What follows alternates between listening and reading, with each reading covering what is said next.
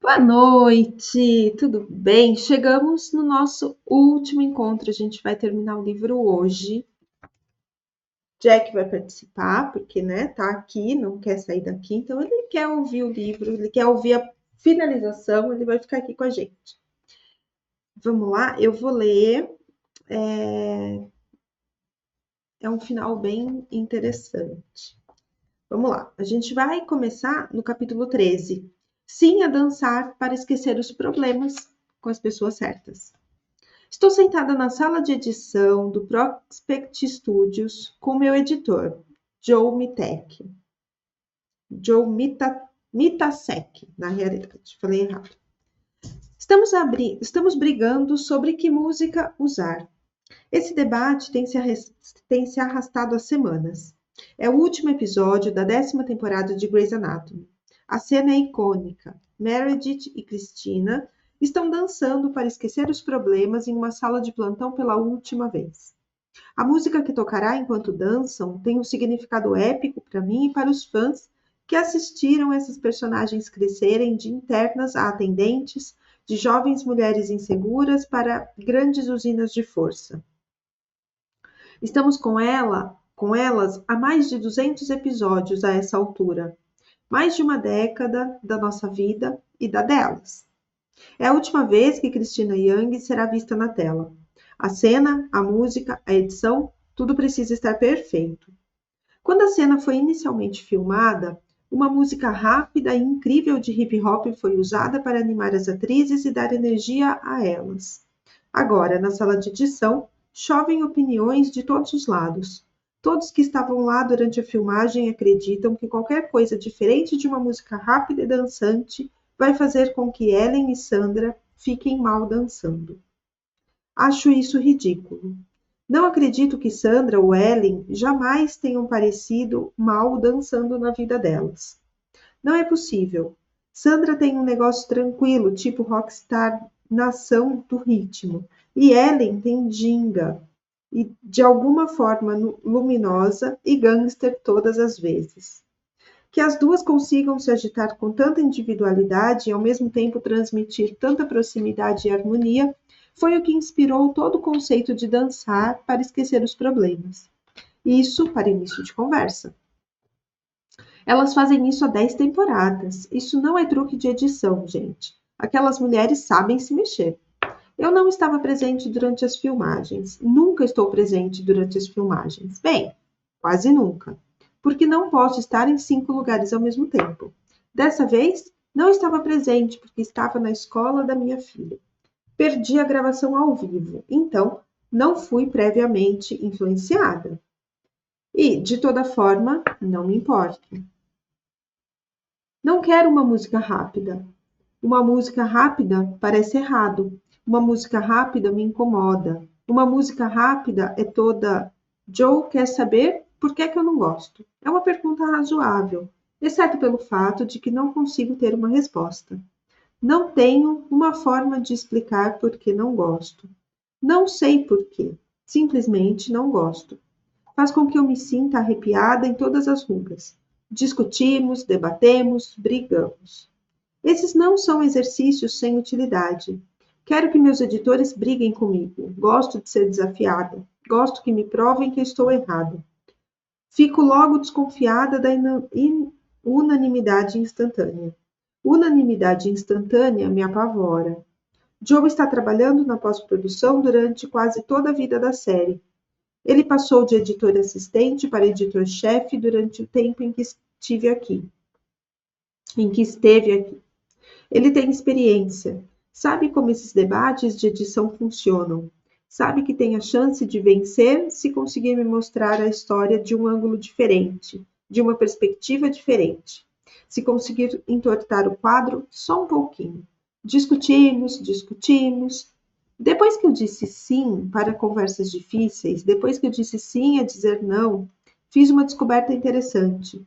Essa descoberta foi: pessoas felizes e completas são atraídas por pessoas felizes e completas. Mas nada torna uma pessoa tóxica mais miserável e destrutiva do que uma pessoa feliz e completa. Pessoas infelizes não gostam quando colegas quando um colega infeliz se torna feliz. Tenho absoluta certeza de que isso é verdade, porque eu costumava ser uma pessoa infeliz. E nada era mais frustrante do que ver um colega amargo, abatido, tóxico, sombrio e complicado encontrar o caminho até o sol. Como um vampiro tentando salvar um dos seus, você quer arrastar a pessoa de volta para a escuridão. E você realmente acha que está fazendo certo. Eu me, eu me agarrava à tristeza sombria e complicada. Eu era o que eu conhecia e precisava dela. Precisava da mesma forma que precisava da gordura. Era mais fácil do que tentar. Ser sombria e complicada me deu permissão para não querer mais nada do que o status quo miserável. Para jamais esperar, para jamais ser otimista. Sombrio e complicado ocupa o tempo e o espaço em minha cabeça.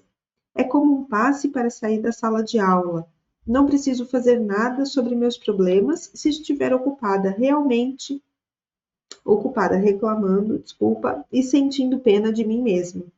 Agora que eu estava no alto da montanha, com uma vista livre e ensolarada, e podia ver que não havia espaço para complicação aqui no alto. Sim, antes do ano do sim, se você me perguntasse quem eram meus amigos mais próximos, eu teria recitado com confiança uma lista de nomes de pessoas que eu amo, pessoas que conheço há anos e anos, pessoas para as quais eu faria qualquer coisa. Minhas pessoas, meu grupo, minha tribo, minhas Bonnies e meus Clydes, minha lista de pessoas por quem eu morreria. Uma lista de pessoas por quem se morreria não é brincadeira. Quero dizer, nunca precisei testar a lista, e eu sou uma garota de classe média que costumava passar o tempo na despensa, no subúrbio, onde a única Bonnie da qual eu tinha ouvido falar era Bonnie Bell, do brilho labial, mas você sabe. Minha lista de pessoas por quem eu morreria antes do ano do sim era muito específica, definitiva. Posso recitar os nomes até dormindo. Enquanto escrevo esse livro sobre o ano do sim, aquela lista de pessoas por quem eu morreria, como ela é exatamente a mesma lista, exatamente os mesmos nomes, nenhuma subtração. A questão é que todos da lista existem. Bem, todos existem. A questão é que nem todos são reais. Durante os últimos 11 anos, houve um nome em minha lista de pessoas por quem eu morreria que só existe dentro das paredes do Seattle Grace Sloan Memorial Hospital. Não sou louca. Sei que ela não é real, mas simplesmente não me importo. Christina Young será sempre uma das pessoas da minha lista por quem eu morreria. As pessoas acham que a essência de uma série de TV são as palavras que coloquei no papel. Não é. A essência de uma série é a personagem. E para mim, personagens podem começar com palavras que colocam no papel, mas essas palavras são chatas, como balões vazios despejados em um saco. O ator sopra o ar das palavras e, de repente, o que era chato é completamente tridimensional e vivo. Com mais nuances, mais engraçado, ou mais triste, ou mais cruel, ou mais vulnerável. Escrevi e Sandra Oh soprou. O que flutuou para o alto foi Cristina. Nossa Cristina, aquela que Sandra e eu construímos juntos. E aqui eu já quero trazer uma reflexão que ela fala isso, né? Sobre escrever um personagem e o que realmente dá vida para o personagem é o ator que está ali colocando toda o talento e a personalidade dele naquele personagem. E aí eu quero te convidar para uma reflexão que é: o que é que na sua vida foi escrito, mas que quem dá a vida é você? É você como mãe, é você como mulher, é você como esposa, é você como profissional. Qual é a vida que você dá para o papel que você exerce? E como é que você dá vida para esse papel? De uma forma chata, de uma forma divertida, de uma forma displicente, de uma forma descompromissada, de uma forma rigorosa, de uma forma flexível ou inflexível? Como é que você tem dado vida aos papéis que você exerce? Então, Essa é a primeira reflexão dessa finalização que eu gostaria que você escrevesse no papel. Como é que eu dou vida para os meus personagens? E que você pudesse refletir com você mesma sobre isso, trazer isso à tona, olhar para essa vida que você está dando para esse personagem, que você está dando para esse papel, e entender se essa vida é realmente a vida que você quer, se é desse jeito que você quer que essa vida seja insuflada nesse papel, ou se você quer mudar alguma coisa, se você quer que alguma coisa dali seja diferente, porque agora é a hora de mudar e agora é possível você fazer isso, considerando todo essa reflexão que a gente vem fazendo nos nossos encontros. E aí ela continua. Isso é o que Cristina era. Um pedaço da minha alma e um pedaço da alma da Sandra entrelaçados e colocados na televisão. Uma colaboração mútua para a imaginação. Essa Cristina que fizemos foi uma revelação. Ela jamais foi calada. Jamais foi pequena, jamais foi insegura demais para fazer o bom uso dos próprios dons naturais. A Cristina do nosso sonho coletivo é maior do que a vida, é maior do que a própria genialidade. E conforme nosso desenho, embora costumasse sentir medo da nossa Cristina, conseguia superar os receios com pura força de vontade. Ela fez escolhas corajosas, sentiu-se destemida, mesmo quando estava apavorada.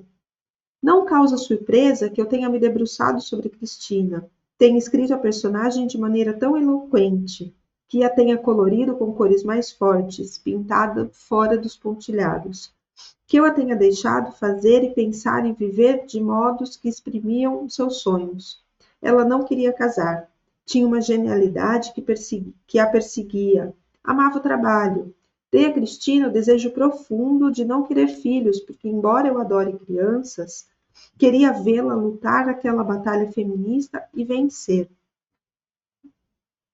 Agora é a Izzy, gente. Né? Desce lá. Até me perdi. Aqui. Eu queria que nós observássemos e admirássemos uma mulher que não quisesse as coisas que temos ouvido que deveríamos querer. Eu queria que fôssemos amigas de uma mulher que estava ocupada jogando fora o conto de fadas e escrevendo sua própria história. Vou ler de novo. Eu queria que fôssemos amigas de uma mulher que estava ocupada jogando fora o conto de fadas e escrevendo a sua própria história. Em que ponto da sua vida você jogou fora o conto de fadas e decidiu escrever a sua própria história?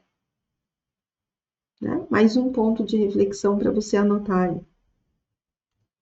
E cada retrato dela que eu terminava me permitia prestar um pouco menos de atenção à minha galeria que se dissipava.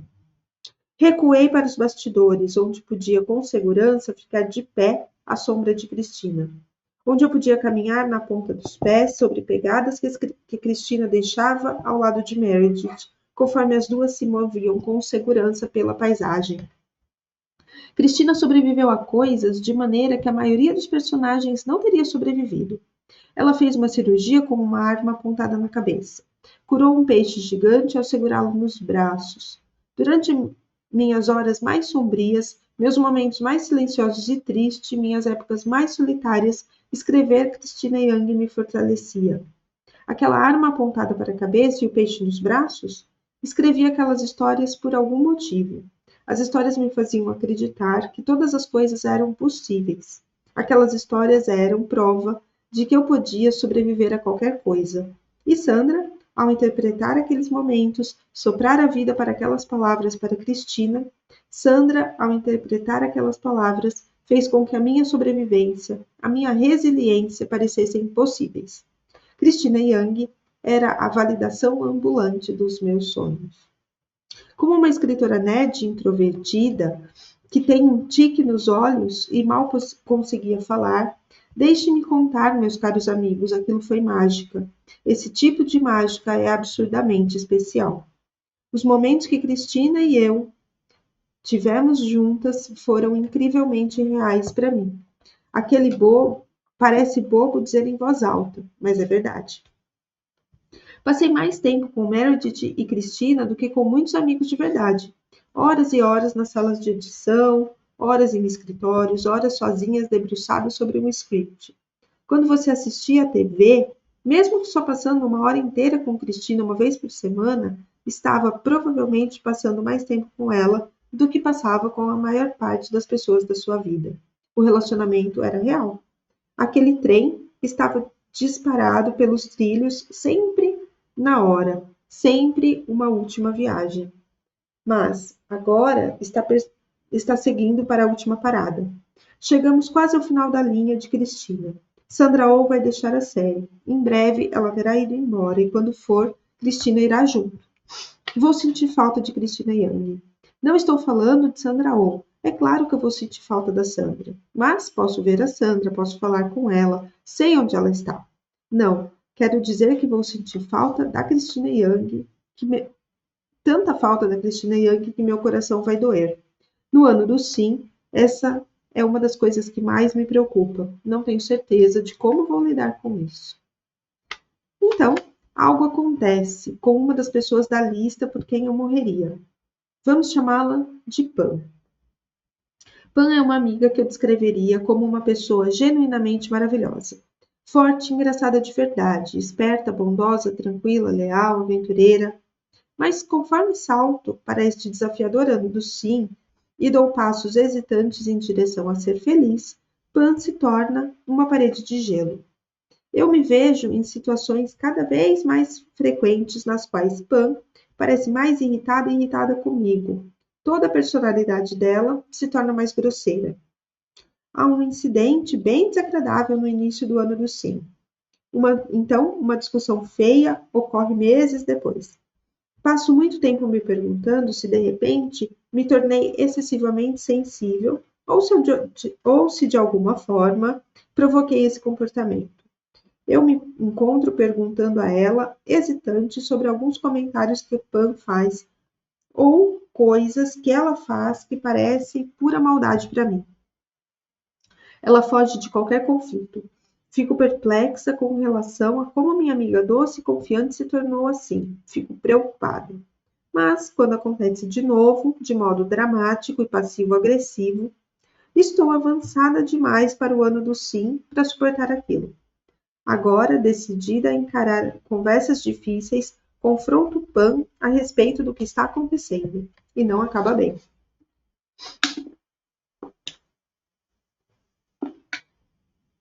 Faço o mesmo de sempre quando quero conversar sobre algo, quando quero ouvir a verdade nua e crua. Chamo meu círculo íntimo da lista por quem eu morreria. Zola Gordon e Scott. Sei que eles dirão se a culpa for minha, se eu tiver feito algo que ainda não percebi. Nós nos reunimos para jantar, conto tudo, eles ficam silenciosos ouvindo. Continuo esperando que um deles me interrompa, que comece a contar a verdade, que me digam o que acham. Mas nada, estão trocando olhares. Há um debate silencioso acontecendo entre as sobrancelhas deles, mas não estou incluída. O quê? Estou assustada. As pessoas por quem eu morreria nunca escondem nada de mim. Contem logo. Por fim, um deles arrisca. Estávamos imaginando quando isso aconteceria. Quando você, enfim, perceberia a maneira como a Pan estava te tratando. O que eles estão falando, hein? Eles me contam que sempre desconfiaram de Pan. Aos olhos deles, Pan não está feliz por eu estar feliz. Ela está sofrendo porque eu mudei, eles perceberam. Não estou mais disposta a ser um capacho, então Pan não tem função. Com muita delicadeza, eles me contam que Pan nunca foi a pessoa que eu achei que ela fosse. Não tenho palavras. Pan, fico chocada, fico horrorizada. Fico sentada em silêncio por um momento. Fecho os olhos e penso em tudo que sei de verdade sobre Pan. Tudo que realmente vi Pan fazer e ouvi ela contar ao longo dos anos da nossa amizade. Não consigo pensar um exemplo forte ou engraçada. Ela está sempre ansiosa e nunca tranquila. Eu já a vi ser mesquinha e cruel e cheia de fofoca. Então, leal não é bem uma palavra. Mas ela nunca foi de verdade, certo? Como assim? Chego a arquejar alto, porque é a primeira vez que começo a entender uma coisa. Esses amigos que criei em meus diários quando tinha 11 anos, as personalidades e as histórias de pano de fundo e as qualidades que dei a eles, as histórias que eu estava tecendo na época para criar um mundo real no qual eu tivesse pessoas que percebessem a esquisita gordinha com óculos espessos de fundo de garrafa e traços infantis, os personagens que criei para que eu tivesse a minha tribo, ainda estou fazendo isso, agora mesmo. Não tenho ideia alguma de quem Pan seja de verdade, porque cada adjetivo que usei no passado para descrevê-la, simplesmente são trilhos que eu inventei. Invenção. Invento coisas para viver, então inventei a Pan. O papel de Pan é interpretado por alguém chamado Pan. Passei anos em uma amizade totalmente realizadora e incrível com uma pessoa que é apenas uma representação do fruto da minha imaginação. Sento ali, percebo que estou vivendo uma amizade que na realidade importava muito pouco, porque criei essa amizade que importava para mim na minha imaginação. Acho que nem gosto da verdadeira Pan. Acho que nem conheço a verdadeira Pan. Ela era apenas um avatar, diz Scott. Ela era apenas um avatar. Fico inquieta. Fico ainda mais inquieta quando acontece com uma segunda pessoa da minha lista. Vamos chamá-lo de Ken? Eu poderia entrar em detalhes com Ken, mas essa história, igual à primeira, essa é a questão. Não é preciso detalhar o que aconteceu com Ken, porque basicamente foi a mesmíssima história. Os membros da lista por quem eu morreria acham esse tópico fascinante. Não conseguimos parar de falar a respeito. Será que andei reescrevendo personalidades das pessoas para que fossem melhores do que elas realmente eram? Será que eu as criei para que servissem ao propósito que eu precisava, seja lá qual fosse? Ah, meu Deus, andei colocando personagens sobre as coisas, assim como comida. Quantas vezes, né? A gente não vê as pessoas como elas realmente são, e sim como a gente gostaria que elas fossem. E esse é o grande recado, é o grande segredo para a gente se confundir, para a gente projetar os nossos desejos sobre as pessoas. É exatamente sobre isso que ela está falando. E aí, de novo, quantas vezes e com quantas pessoas a gente não faz isso ao longo da vida, né? Aí chegou. Oi, Vê! Oi. A gente está aqui lendo e falando sobre amigos que a gente projeta, o que a gente espera desse amigo, e aí de repente ele tira a máscara e se mostra quem ele é, e a gente. Estamos exatamente nessa parte. Naquela noite não consigo dormir. Eu estava vendo o que eu queria ver. E agora, como com a comida, agora que percebo, não me sinto mais bem apenas jogando uma história inventada sobre a realidade das pessoas em minha vida. Não é que eu não me sinta bem. Não consigo mais fazer isso, mesmo que quisesse. Agora que enxergo, não consigo fazer vista grossa. Tudo é claro e cristalino.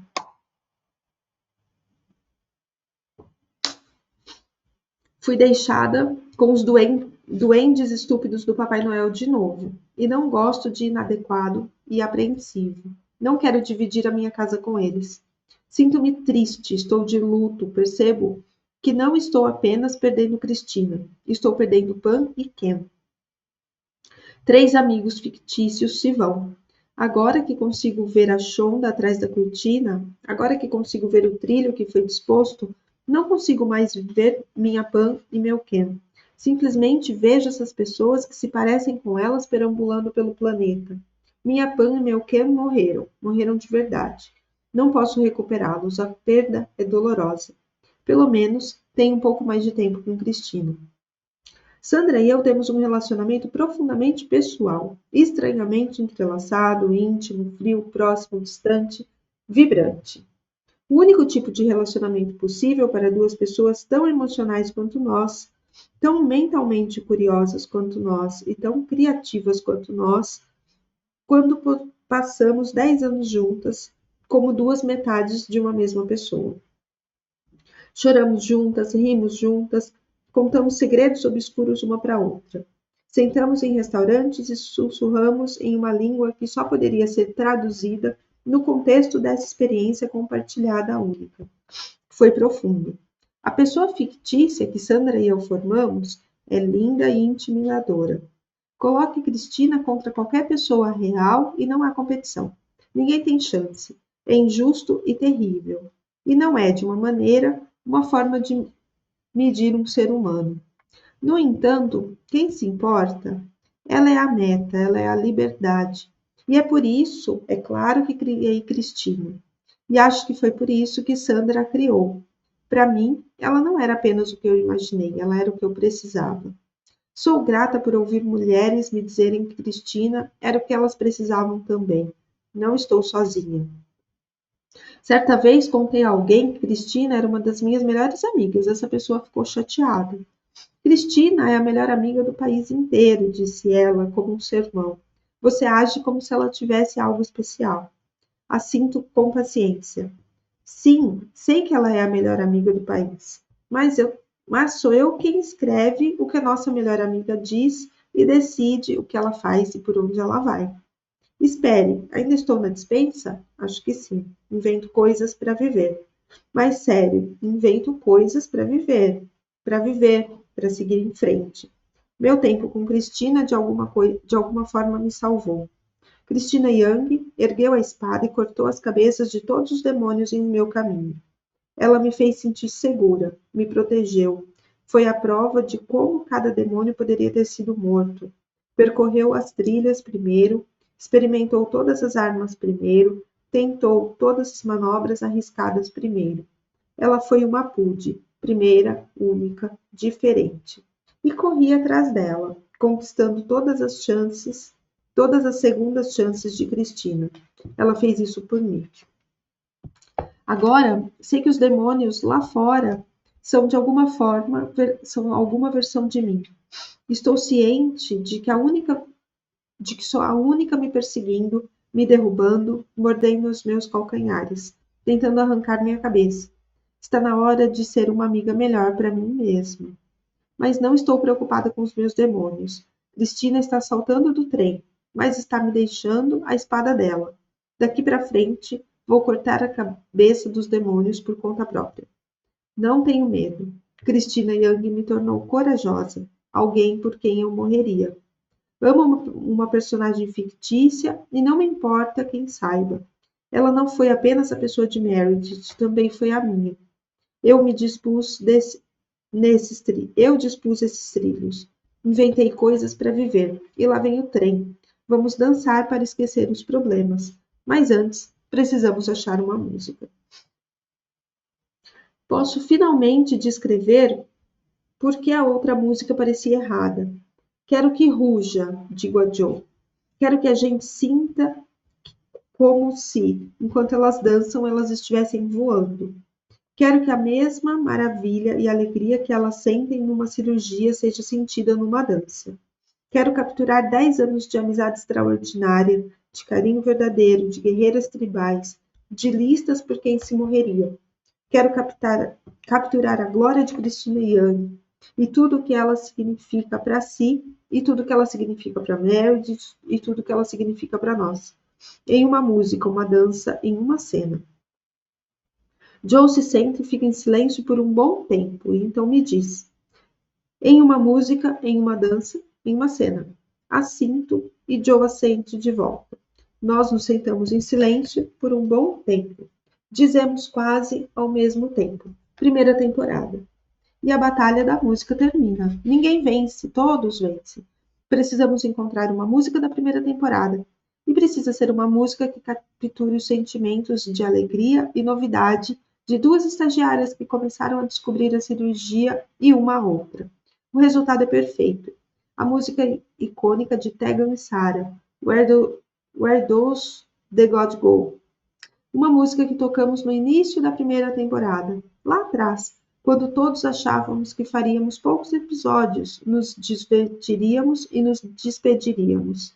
Agora estamos unidos. Segurei os filhos de John nos braços. Minha filha Harper aprendeu a andar nos corredores desta sala de edição. A música evoca desejo e nostalgia, e alegria e amor, e não é lenta demais, nem rápida demais. Ela ruge.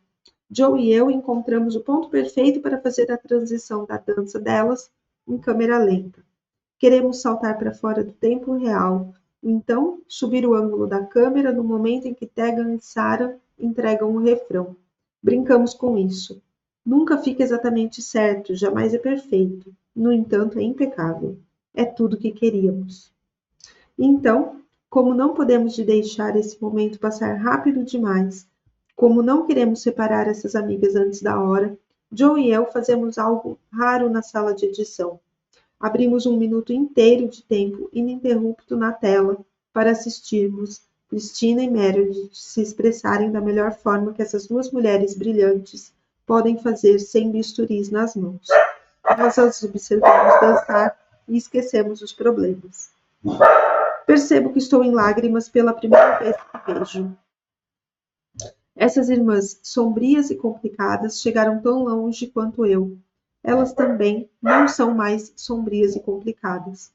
A dança é alegre, a dança é triunfante. A dança é uma comemoração do que você pode se tornar. É tudo que eu queria que fosse. Elas estão voando.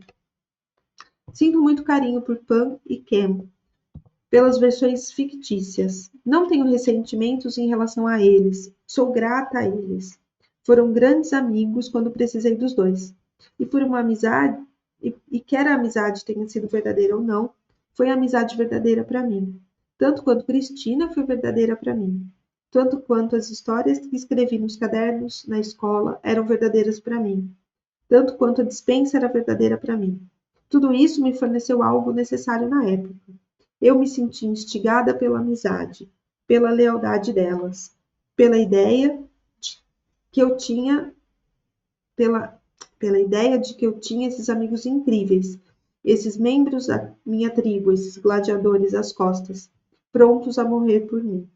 Como Cristina, eles me deixaram mais corajosa, mais rápida e mais forte. Eu invento coisas para viver. Durante um tempo, Pam e Ken foram quem eu precisava para sobreviver. Cristina também, mas não preciso mais deles. O lado positivo de cortar pessoas da vida é que meu foco se tornou muito claro. Minha visão se tornou aguçada. Agora, trabalho para ver as pessoas, não como eu as reescrevia, mas como elas se escreveram. Eu as vejo como são, e como sou com elas. Porque a questão não é apenas eu me cercar de gente que me trate bem, é também me cercar de gente cujo valor próprio, cujo respeito próprio, cujos valores me inspirem a elevar o meu comportamento. Pessoas que exijam que eu permaneça boa e inteira, e não completamente maluca. Que não coma tudo que vejo pela frente, que não me esconda, que não me diga não, que não quero pessoas na lista por quem eu morreria que me façam querer ser alguém melhor. Não preciso mais inventá-las, estou cercada delas. A tribo que tenho agora, a tribo da vida real, de carne e osso, da lista por quem eu morreria, esteve comigo desde sempre, e é uma verdadeira tribo. Meu mundo foi peneirado até que só restassem os melhores indivíduos. Minhas irmãs, meu Scott, meu Gordon, minha Zola, meu Christopher e um punhado bem pequeno de outros. Eles me animam, seguram minha mão. Eles me impulsionam para frente quando quero me esconder. Estavam me dizendo para falar sim o tempo todo. Eles não me fazem mais corajosa, mais rápida, mais forte. Eles me dizem que eu sou mais corajosa, mais rápida e mais forte. Não perseguem meus demônios e cortam a cabeça deles para mim. Eles me dizem que eu sou capaz de matar os meus demônios. Não brigam por mim. Eles me dizem que posso lutar por conta própria. São a equipe do Uronesa, e preciso todos os dias acreditar neles e chegar a tempo dos meus aplausos. Isso me preenche mais do que ter uma nação inteira de Cristinas imaginárias às costas. Sim às pessoas reais, sim aos verdadeiros amigos, sim a não precisar colocar um único trecho de trilho. Pessoas por quem eu morreria, todas as vezes por quem eu morreria. Por fim, a dança termina. Meredith e Cristina sorriem uma para a outra. Cristina se volta para ir embora, então à porta ela se vira mais uma vez. Diz as últimas palavras. O último conselho para as mulheres dos Estados Unidos. Não deixe que ele tire o seu brilho. Ele é o cara dos sonhos, diz ela, mas não é o sol. O sol é você. O último conselho de Cristina não é apenas para as mulheres dos Estados Unidos, percebo, mas também para mim. E é uma cena super bonita essa, né? E eu acho importante isso, que ela pontua muito bem, né? O quanto a gente se projeta no outro. E o quanto a gente acha que o outro tem que ser o que a gente quer que ele seja. E o quanto a gente faz isso na vida. Né? A gente toma uma derrapada, né, Fernanda? A gente toma várias derrapadas. Várias derrapadas. E é exatamente essa consciência que ela traz aqui, né? De tomar uma derrapada, vamos analisar se essa pessoa vale a pena continuar na derrapada com a pessoa ou se não. E se não, hora de desapegar. Né? Sim, para quem eu sou. É algum momento no fim dos anos 1970. Tenho 6 anos. Caminho por um corredor seguro. Seguro a cauda do vestido da minha irmã mais velha. É o dia do casamento de Delors. É um lindo dia. Um casamento em um jardim aberto. Durante todo o caminho pelo corredor, por cima da música da marcha nupcial, consigo ouvir minha irmã sussurrando. Não vou conseguir, não vou conseguir. Ela caminha sobre a grama. Veja bem, os saltos afundam na terra. O vestido pesa mais do que eu, e Delors está nervosa. Levá-la até o fim do corredor se tornou uma tarefa hercúlea. Não vou conseguir, não vou conseguir. Ao lado de Delors, segurando a voz dela, com a mão dela com a voz calma e passos firmes, o meu pai ajuda a minha irmã a dar cada passo adiante. Um passo depois do outro, ele diz. Toda vez que Delors se sussurra, não vou conseguir, ele sussurra de volta, um passo depois do outro. Não vou conseguir, um passo depois do outro. Carreguei a cauda do vestido da minha irmã quando era uma criança pequena, há cerca de 35 anos. Antes disso, aos 4, fui a menina das flores do casamento da minha tia Carolyn. Fui dama de honra 2 vezes na vida e madrinha uma vez. Ao longo de muitas temporadas de Grey's Anatomy e de Private Practice, trabalhei com essas equipes de produção para planejar mais de 14 casamentos. E ainda há mais. Ainda escolho cada vestido, cada aliança de noivado e discuto cada decoração. Em 2009, quando Betsy Biss se casou em Veneza, na Itália, diante do Grande Canal, não tive uma função específica. Mas como escolhi basicamente derrubar Betsy, amarrá-la e arrastá-la para um camarim cheio de vestidos de noiva para evitar que ela simplesmente usasse algo azul, como era o seu plano. Considerei minha função a mais importante de todas. Betsy tem a silhueta esguia de uma modelo de passarela, com Vera Wang, né? Vera Wang, não é? Que fala? Daquela estilista famosa? Não sei falar. Enfim. Com Vera Wang como testemunha, eu faria com que ela a usasse. Não poderia haver chamado mais grandioso. A única mulher a se casar no Museu Peg Guggenheim, sob a pintura preferida dela, enquanto o sol se punha no Grande Canal de Veneza, usaria alta costura ou eu morreria tentando. De nada, Itália. Enquanto eu obrigava Betsy a experimentar um vestido atrás do outro, cada peça escolhida a dedo pelas mãos da estilista de Mimi Melgard, Betsy ficava me encarando com um misto de diversão e horror diante da alegria onírica no meu rosto. Betsy e eu trabalhamos juntas por quase 15 anos. Achamos que o segredo da nossa habilidade de passar tantas horas juntas sem um único homicídio é o fato de que somos opostos perfeitos. Ela é alta e magra e branca, e tem um ar de elite branca protestante. Eu sou baixa, curvilínea, negra e católica. Quanto mais irritada eu fico, mais alto ela fala. Betsy tem uma memória enciclopédica para filmes, TVs, literatura, cultura pop, música. Eu não costumo me lembrar onde está meu relógio, a menos que alguém diga que está no meu pulso. Somos opostos. Mesmo assim, ela parece estarrecida com a minha alegria tola por vestidos brancos, estilo princesa. Betsy acha o conceito de um vestido branco terrível. Que eu sinto uma alegria ingênua com relação a um vestido branco estilo princesa, que eu tenho um gosto tão diferente do dela para vestidos de casamento. Deixa Betsy perplexa.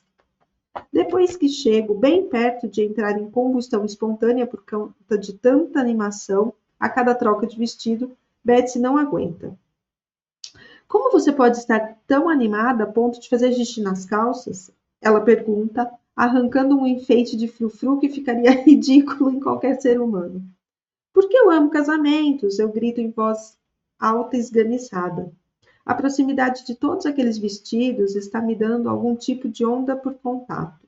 É a mesma sensação que tenho quando estou prestes a destruir alguém no jogo de Scrabble, ou badminton, ou no tricô. Quer dizer, eu amo casamentos. É claro que sim, são festas e eu amo festas, mas eu amo mesmo casamentos. Amo, adoro. As flores, as velas, os votos, os temas, os vestidos. Não me canso disso. Sei dizer como seria o meu casamento, como teria sido o meu vestido, como seria o meu buffet. Planejei casamentos o suficiente para saber o tipo certo que eu quero. Só há um problema. Naquele dia, quando Betsy sai do camarim exibindo impecavelmente o vestido de noiva perfeito, ela diz: Não sei como pode gastar tanto de casamentos e não querer se casar. É isso. Em 2009, não quero me casar. Esse é meio que o problema. Bem, na verdade, não. Esse não é o problema. O problema é que estamos no ano do sim, em 2014. O problema é que eu deveria me casar no verão, há uns 8 meses depois do ano do sim, do início do ano do sim. E ainda não quero me casar. Acho que nunca vou querer me casar. Esse é o problema. Eu sempre soube que seria mãe. Sempre soube que queria adotar. Sempre soube essas coisas com toda certeza. Do mesmo modo que você sabe que o sol nasce, que sabe que as estações do ano vão mudar, são fatos. Do mesmo modo como eu sabia que envelheceria com graciosidade, do mesmo modo como eu sei que sou escritora. A maternidade parecia tão verdadeira dentro de mim que jamais me ocorreu questioná-la. Presumo que as pessoas se sentem dessa forma em relação a casamento. Acho que se sentem. Eu não, nunca senti. Embora não brincasse muito quando criança, Sandy brincava. Como éramos as únicas crianças pequenas em uma casa cheia de adolescentes, minha irmã Sandy se viu obrigada a contar comigo como uma parceira nas brincadeiras. 2 anos mais velha, ela me arrancava da despensa ou tirava o livro das minhas mãos e me obrigava a brincar com ela. Mas não brincava na forma como outras crianças pareciam querer brincar. Sandy não queria brincar de bola ou andar de bicicleta bem rápido, ou cavar terra, ou gritar em um grupinho de meninas perseguindo meninos. Não, Sandy estava interessada em brincadeiras muito elaboradas de faz de conta. Bem, brincadeiras elaboradas que fazia de conta que era minha mãe. Ela usava um papel pardo e um lápis de cera para fazer a própria cozinha. Então, brincávamos de fazer jantar e lavar a louça. Quando minha mãe viu que Sandy estava determinada, minha irmã ganhou um pequeno avental, um conjuntinho de chá de porcelana e uma forminha de bolo furada, de verdade, na qual minha mãe deixava que ela assasse minúsculos bolos de verdade. Uma vez por semana, Sandy dispunha, com cuidado, nossa grande coleção de roupas de boneca na mesa da cozinha, com etiquetas de preço feita à mão, às pressas, pregada a cada peça. Então, ficávamos do lado de fora da porta, encarando o relógio, até que a minha irmã até que as minhas prestativas irmãs mais velhas gritassem: a loja abriu! Era o sinal para corrermos para dentro e chegar primeiro até as mercadorias. Em algum momento, uma balconista de mentirinha dizia algo snob de mentirinha para Sandy, algo com implicações levemente racistas. E Sandy dava um fora, tão corajoso e inteligente na balconista de mentirinha, e com tanta dignidade, que a balconista, em lágrimas, acabava perseguindo Sandy pela loja, oferecendo para vender um vestido mais barato a ela. Isso sempre levava Sandy a exigir falar com a gerente de mentirinha. Esse jogo chamava Mamãe Fazendo Compras na Loja de Departamentos. Sandy recebeu uma minúscula máquina de costura branca da Singer em um Natal, que eu acho que deveria ser um brinquedo nas mãos de Sandy, se tornou seu próprio projeto, o seu próprio Project Runaway dela. Sandy costurava roupas para as bonecas, roupas realmente impressionantes na moda e bem feitas. Ela me explicava a importância de um produto de qualidade e por que as coisas baratas no shopping não valiam a pena. E isso se chamava Mamãe Costureira. Por um bom tempo, eu brincava com ela de maneira obediente, seguindo Sandy. Mas à medida que fiquei mais velha, nada mais era certo. Minha boneca Cara, porque nos anos 1970, se você tinha uma Barbie negra, o nome dela era Cara, e tinha cabelos curtos. Já nos anos 1980, o nome dela era Christie e tinha cabelos longos com luzes douradas. Enfim, minha boneca Cara passava a maior parte do tempo em uma faculdade com uma amiga dela, Cara 2, que por coincidência se parecia exatamente com a Cara, discutindo os planos de esquiar em Gstaad. Gstaad sempre soou legal para mim. E tentando decidir entre se tornar governanta ou viajar com a tia rica como dama de companhia. O livro Mulherzinhas era importante para mim na época. Em algum momento, Ken inevitavelmente aparecia para chamá-la para sair. Cara jamais dava risinhos e vestia o minúsculo vestido de noiva que a minha irmã costurara com esmero para ela. E jamais saía com Ken. Assim que ganhei Ken, eu examinei com atenção. Achava estranha a pelvis lisa e quadrada dele, assim como os cabelos pintados e uma cabeça. Bem, foi a ruína de Ken. Cara jamais saiu com aquele Ken. Em vez disso, ela arrancava a cabeça dele e guardava muitos pares de sapato no crânio oco de Ken por uma questão de segurança. Então, recolocava a cabeça dele e o obrigava a levá-la de carro até a organização de espiãs que secretamente comandava com sua arqui-inimiga, Nancy Drew. A cabeça oca de Ken era funcional e ornamental. Eu não queria fazer minúsculos bolos furados no meio ou costurar vestidos, nem usar aventais ou fazer compras. Não estava interessada em brincar de realidade. Eu queria passar meu tempo inventando coisas, contando histórias, vivendo em minha imaginação, e em nenhum lugar dela o casamento estava presente. Ah, mas as noivas.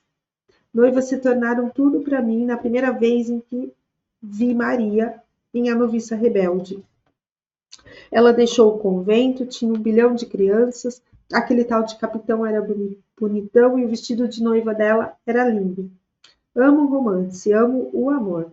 Amo namorar, não os Kens do mundo, os homens que têm algo além de ar na cabeça. Amo estar namorando, amo homens interessantes. Amo quando a minha cliente tem reuniões. Mas, casada, quem se importava? Mas, Shonda, e se ele for o homem?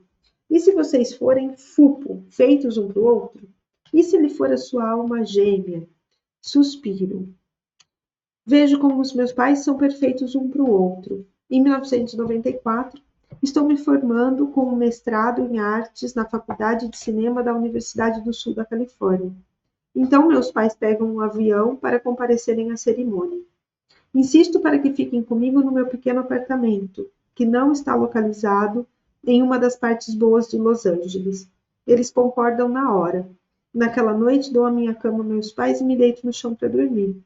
Está silencioso, escuro, estamos todos deitados ali, talvez por 30 ou 40 minutos. Acho que estão dormindo. Estou quase dormindo. Então, no escuro, a voz da minha mãe flutua. Sabe o que eu estava pensando? Diz ela. Não é uma pergunta, é uma afirmação. E meu pai responde no ato. Eu estava errado sobre eles estarem dormindo. Em que? Em que? E minha mãe responde. Espere, vamos deixar claro que errarei completamente isso, porque não sei nada sobre esse tópico, está bem? Enfim, minha mãe responde algo sobre. Eu estava pensando na teoria de Maslow da representação psicossexual e em como ela se relaciona com a síndrome de Estocolmo. Estou deitado no chão pensando o quê? Porque eu estava pensando em talvez doces. Mencionei que a minha mãe é uma PhD, gênio? Espero que meu pai responda. Espero imaginando como ele vai, com gentileza, dizer à minha mãe que ninguém sabe do que ela está falando e pedir que, por favor, vá dormir. Mas isso não acontece. Ouça. Estava pensando na teoria de Maslow da representação psicossexual e como ela se relaciona com a síndrome de Estocolmo. E meu pai responde: eu também estava pensando nisso. Assim, com 2 pontos de exclamação na voz. Então, meus pais prosseguem uma longa e entusiasmada conversa sobre que diabo seja aquele assunto. Eis o quanto são perfeitos um para o outro, porque meu pai estava pensando naquilo também. Minha mãe estava pensando naquilo. E ambos acharam interessante. Estão sempre pensando na mesma coisa e terminando as frases um do outro. Eles se seguem pela casa cômodo a cômodo, como patos que se apegaram um ao outro. Eles se conheceram em um encontro às cegas. Deve ter sido um encontro às cegas incrível. Parece que nunca terminou. São parceiros, companheiros de viagem, melhores amigos, uma sociedade intelectual de 2. Colegas no fanatismo por esportes, completamente perfeitos, e depois de 50 e não sei quantos anos, ainda estão namoradinhos, loucamente apaixonados. As pessoas acham que estou exagerando sobre o casamento dos meus pais, até os conhecerem. Depois de conhecer meus pais, você também verá. Meus pais são um exemplo perfeito do que deveria ser o casamento. Eles entendem o trabalho do casamento e parecem acreditar na constância dele. Para meus pais é uma jornada com reviravoltas, curvas, lombadas e possivelmente desvios, mas sem fim. Não há rampas de saída. E eles não se importam, estão ocupados demais aproveitando. Eu cresci em um assento da primeira fila para um casamento feliz e saudável. Nunca perfeito, constantemente em evolução, sempre unidos. Meus pais são a bolada do casamento. Eu acho que eu não vou conseguir terminar de ler, porque a minha voz está sumindo. Tá percebendo? Deu uma palhinha um pouquinho assim. Tá. Eu passei o dia meio gripando e eu tô sentindo que ela tá sumindo. Sabe o que eu vou fazer? Eu vou parar e aí, tipo, amanhã eu termino de ler e mando a gravação. Porque eu não vou conseguir fazer isso agora. Minha voz vai morrer se eu forçar. E aí eu vou ficar completamente. Oi, gente, voltei. Parece que a minha voz tá um pouco melhor, menos entupida. Eu não ia ter condição ontem à noite de terminar. A coisa não ia rolar. Eu fui sentindo que a voz foi sumindo, que o nariz foi entupindo, enfim. Ainda tô meio assim hoje, mas vamos que vamos, porque agora tem sol, tá mais calorzinho, tá melhor. Então tá. A nossa querida Shonda estava falando sobre o casamento dos pais dela e tentando falar por que, embora ela ame casamentos, ela não quer se casar. Então, bora lá. Os meus pais fazem o casamento parecer o mais agradável encontro de mais de 50 anos. Meus pais fazem você achar que criar 6 filhos e envelhecer lado a lado será algum tipo de festa. Eu venero o casamento deles, reverencio e respeito. Me exibo em relação a ele com todos os meus amigos. Eles são fupo, feitos um para o outro. São almas gêmeas. Ainda assim, não quero me casar. Digo isso a mim mesma porque eles têm um casamento perfeito. O exemplo deles é perfeito demais. Se eu, porventura, conhecer alguém que me leve a pensar que posso ter um casamento tão bom assim, eu disse a mim mesma que tinha a mente aberta, até chegar aos 40 anos. O fato de que não queria me casar antes era apenas uma coisa que flutuava pela minha mente de vez em quando. Nem mesmo era real. Era apenas uma teoria. Eu nunca nem sequer disse em voz alta para ninguém. Porque diria, a julgar por algumas das reações que recebi de histórias que escrevi para as minhas personagens na TV, uma mulher que não quer se casar ou ter filhos é motivo de uma boa e velha inquisição. As pessoas realmente não gostam quando você decide sair da estrada e subir a montanha. Parece que deixa nervosa até as pessoas mais bem intencionadas. Só queremos que você seja feliz, me diziam amigos confusos e ansiosos. Sempre que eu parecia totalmente feliz por estar solteira. Eu guardava os sentimentos para mim. Não mencionava com amigos nem com a família. Não mencionava com homens com quem eu estava saindo. Pensava, quem sabe? Como saber? Vou mudar de ideia, talvez esteja errada. Talvez o casamento seja algo que quero, mas eu ainda não saiba. Melhor ficar atenta. Então, fiquei aberta. O mais aberta possível enquanto construía uma vida, uma carreira, uma família que não exigiam um marido. Então, sim, vou falar disso sem falar disso, o máximo possível. Pegue leve em relação a isso. Deixei você se intrometer na minha vida toda, mas isso não, é apenas a minha vida. E aqui eu mudo mais do que alguns detalhes. Mudo todo e qualquer tipo de detalhe. Jogo um pouco de purpurina e tiro algumas faíscas. Quero passar a mensagem. Não quero passar nenhum fato que envolva outra pessoa. Estamos entendidos? Enfim, foi minha culpa, na verdade. Toda a coisa do casamento. Eu comecei. Jamais tive a intenção. Não planejei. Era só. Ele era um ótimo cara. Engraçado, inteligente e muito bonito. Eu estava entusiasmada com ele e o conhecia há anos. Ele amava minhas filhas. Minha família o adorava. Meus amigos gostavam dele. Nós nos divertíamos, ríamos, conversávamos. Ele me amava. Eu o amava. A coisa toda era ótima. Eu estava entusiasmada. Estava muito entusiasmada. Está sentindo o que está prestes a acontecer? Eu não. Sinto agora. Posso ver com clareza agora, mas na época não vi o que estava para acontecer. Há um momento em todo relacionamento em que a questão é: para onde vai? O quão sério é? O que virá a seguir? Jamais faço essas perguntas. O que ouço ser raro para uma mulher. Não pergunto, porque não me importo com as respostas. A questão para mim é: onde estamos agora? O que será que está acontecendo agora? Mas alguém no relacionamento sempre acaba fazendo essas perguntas. Para onde vai? O quão sério é? O que virá a seguir?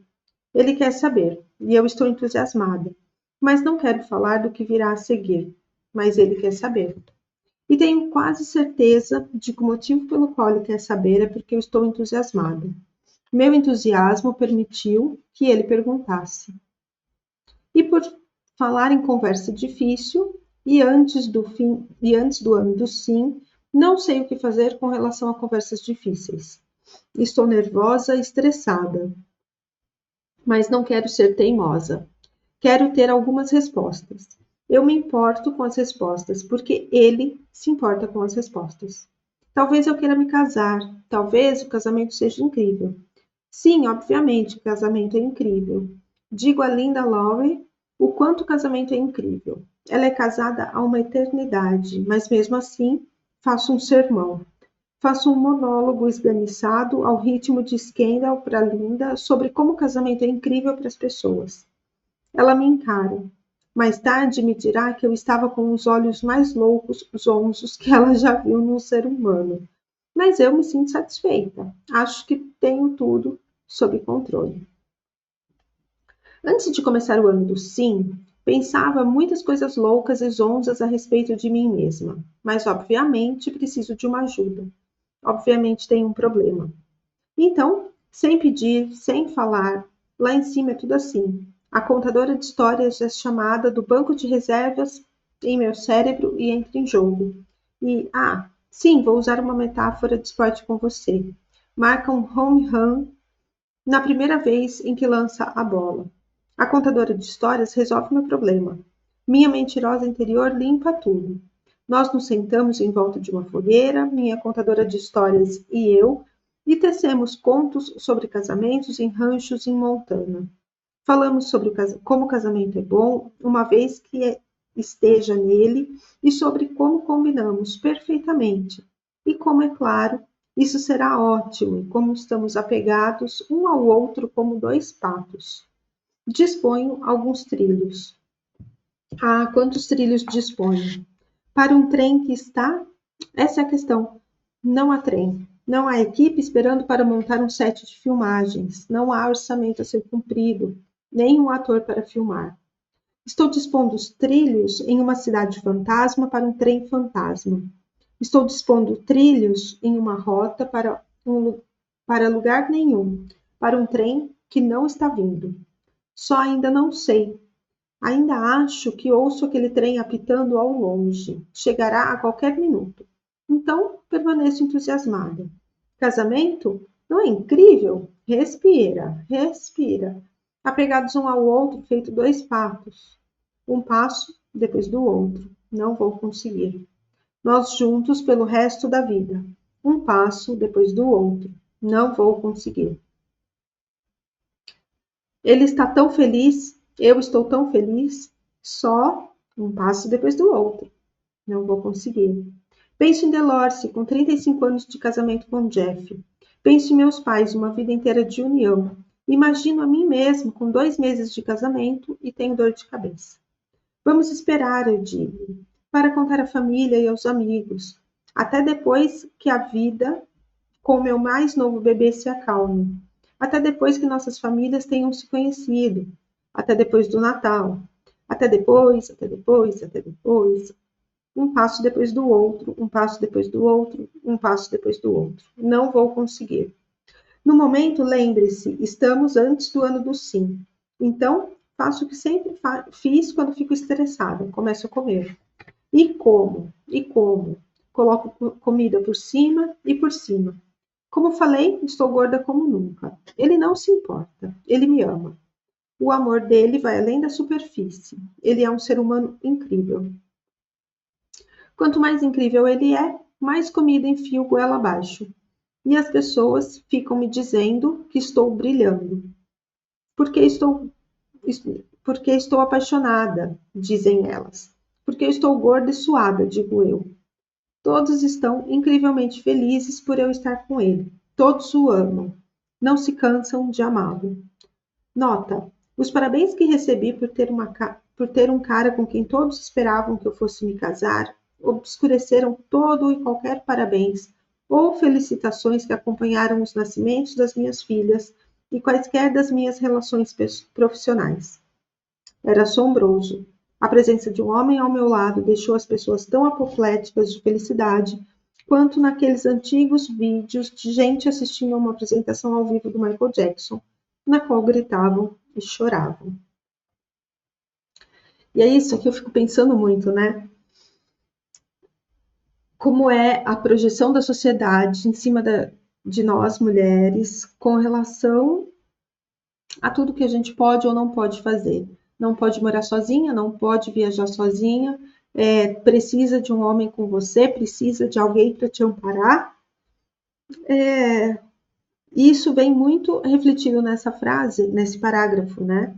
Os parabéns que recebi por ter um cara com quem as pessoas esperavam que eu fosse me casar, obscureceram os parabéns pelos nascimentos das filhas.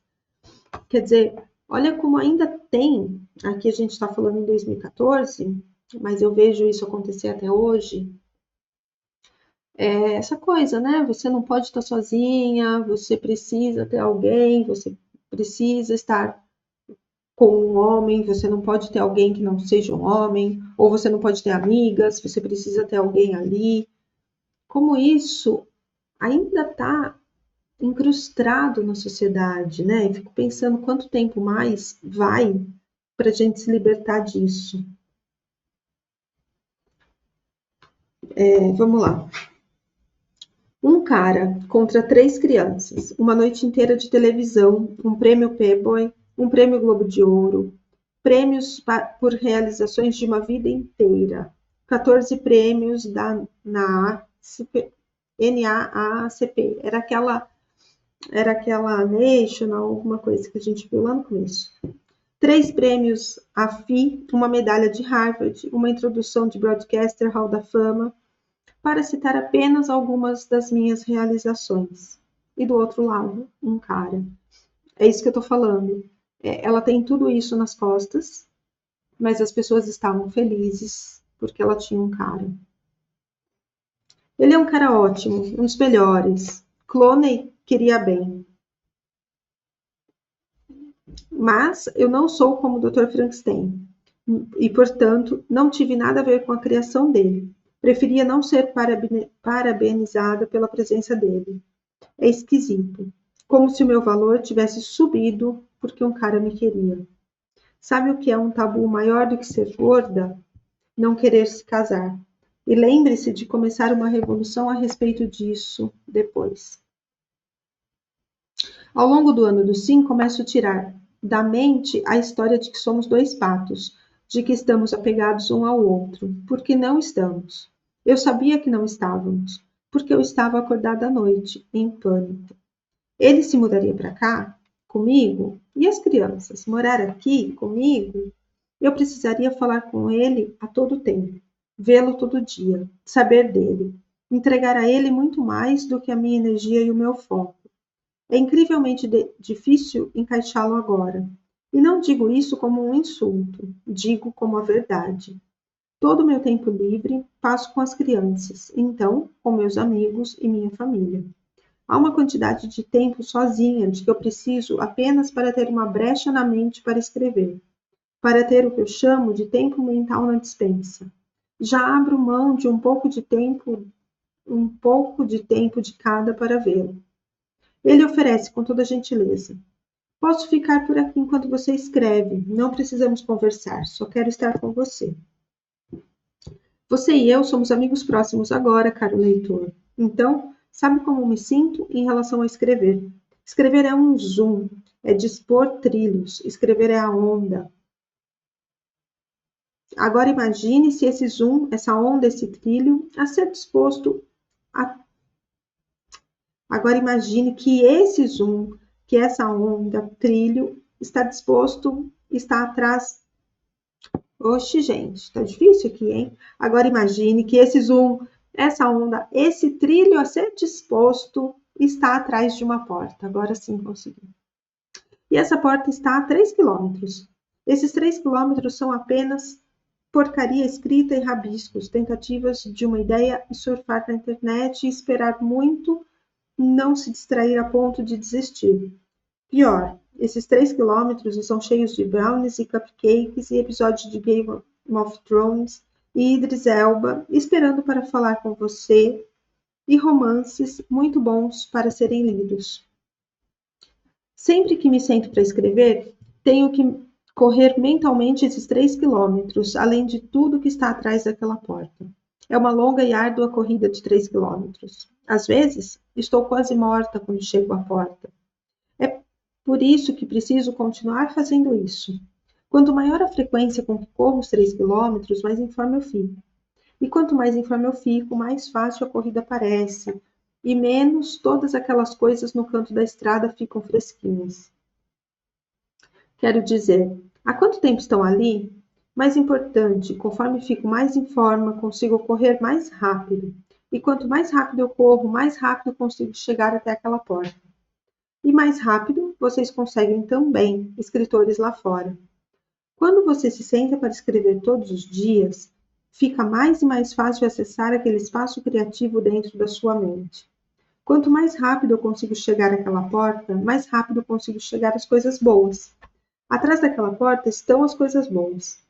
Então, quando alcanço a porta e abro, é quando a minha criatividade entra em ação. É aquele ponto especial em que meu cérebro começa a funcionar e passo de esforço a exultação.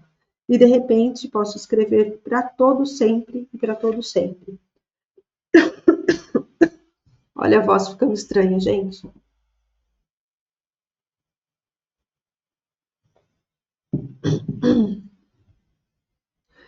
Então, alguém abre a porta e me pergunta se quero café ou água. E estou a 3 quilômetros de distância de novo. É uma sensação que às vezes eu tenho também.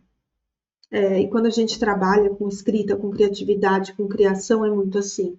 Às vezes a gente demora muito tempo para se concentrar, ou para pegar o fio da meada, ou para pegar uma ideia, ou para chegar numa ideia boa. E muitas vezes, a hora que a gente chega nessa ideia, alguém nos distrai, ou alguém nos demanda, ou é um WhatsApp que toca, ou, no meu caso, é filho que chega, é cachorro que entra. É muito complicado. Então, eu entendo muito ela nessa parte, sabe? Acho que é exatamente isso. E vocês devem sentir isso, cada uma na sua área. A hora que você se concentra, é a hora que a gente realmente entra nesse zoom que ela comenta. Como é complicado quando a gente é interrompido, né? Vocês já perceberam? Trinco os dentes e tento sorrir e dizer, não, obrigada, sabe? Já tenho café, água, bem aqui. Então começo a correr os 3 quilômetros de novo. Isso acontece, basicamente, 35 vezes por dia no escritório. Alguém desliga meu Zoom. É sempre por um bom motivo, mas ainda preciso sentar sobre as mãos para evitar as acusações de assassinato que acontecem no meu universo criativo. Imagine isso acontecendo em casa também, caro leitor, com alguém que você ama e que não está tentando te incomodar. Não preciso imaginar, conheço muito bem isso, tenho filhas. Qualquer mãe que trabalhe sabe como funciona, mas é uma coisa elas desligarem meu Zoom. Eu prestativamente trincaria os dentes e sorriria para elas o dia todo. Ficaria em pé diante de um ônibus por elas, lutaria com um leão por elas. São minhas filhas. Tento imaginar se não fossem minhas filhas. Tento imaginar o acréscimo dele àquela mistura. Por que eu faria isso comigo? Com ele? Faz com que eu me sinta presa, enjaulada. Eu sei. Isso faz com que eu pareça um monstro. Alguém a ama tanto que quer estar com você, Shonda. Qual o seu problema? Eu simplesmente não a entendo. Sabe quem me entende? Quem está comigo nesse tópico? Christina Young. Dei a ela minha teimosia em relação ao casamento. Dei a ela minha paixão pelo trabalho. Dei a ela meu amor por algo maior do que qualquer romance. Algo que atrai a concentração dela mais do que qualquer homem. Um gênio criativo flutuando o tempo todo, fora do alcance, que ela jamais tentará parar de capturar. O amor verdadeiro de Cristina, a alma gêmea dela, o fulcro dela, cirurgia. Por que se casar com um cara quando se pode ter a fábrica de chocolate? Ele me ama, eu o amo. Mesmo assim, não consigo imaginar dar mais atenção a ele. Eu tento, simplesmente não consigo imaginar. Enfim, falo e digo que não quero e digo que quero adiar não apenas um casamento, mas qualquer assunto sobre casamento. Por quanto tempo? Por um ano inteiro. Isso não acaba bem, mas ele aceita, porque é uma pessoa fantástica, de verdade, boa e compreensiva. Sou eu quem está ansiosa, porque eu sei que não é isso. Sei que estou adiando a verdadeira conversa. Neste ano do sim, esse sim é o mais difícil. Diga sim, digo a mim mesma. Diga sim a dizer a sua verdade. Falo com as pessoas da minha lista por quem eu morreria. Elas estão sérias, preocupadas, mas me apoiam. Minha tribo está comigo. Então eu faço. Eu digo a ele, na cara dele, pela primeira vez: não quero me casar. Talvez eu nunca queira me casar. Talvez tenha quase certeza de um jeito. de que de jeito nenhum vou querer me casar. Bem, talvez quando Beckett tiver saído da faculdade, ou quando eu tiver 75 anos. Ele fica chocado, e com razão. Ele quer saber o porquê. Falo por muito tempo sobre os motivos tradicionais para se casar não existirem mais para uma mulher independente. Sobre como o casamento é um pedaço de papel, um contrato vinculante para proteger propriedade e bens, e como muitas vezes é utilizado legalmente para proteger os direitos das mulheres, caso estejam criando filhos e se vejam sem renda. Casamento é uma parceria financeira. Casamento não tem nada a ver com amor. Amor é uma escolha que podemos fazer todos os dias. Amor romântico, como um caminho para o casamento, é um conceito relativamente novo, digo a ele. É um conceito tolo. Digo a ele que não acredito em divórcio, jamais. Digo que já vi de perto, com os meus pais, uma união incrível, fantástica, de casamento e amor romântico. E por isso sei como é o casamento, mais amor constante e o quanto dá trabalho. Respiro fundo e conto a ele que meu primeiro amor é escrever. Escrever e eu somos fruto. Digo que as minhas reservas de energia são limitadas e que com alegria despejo nelas essa alegria em escrever e criar minhas filhas.